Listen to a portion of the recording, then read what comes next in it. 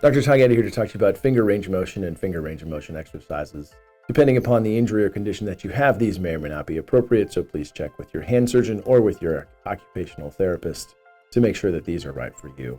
When we talk about moving the hands and doing exercises of the fingers, we talk about the independent joints. The joint closest to your fingernail being the DIP or distal interphalangeal joint, the middle joint being the PIP or proximal interphalangeal joint, and the joint closest to your hand being your MCP or metacarpophalangeal joint.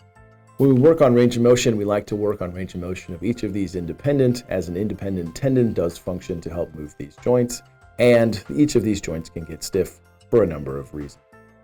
Doing a DIP blocking exercise where you're going to hold the finger straight and only allow for motion of this DIP joint can be helpful to help activate the tendons to both bend and straighten that finger. We can move down to a PIP blocking and do the similar motion where we're bending and straightening only at the PIP joint. The next joint down, the metacarpophalangeal joint, would be holding the PIP and DIP joint straight while flexing the MCP joint in what we would call a tabletop test.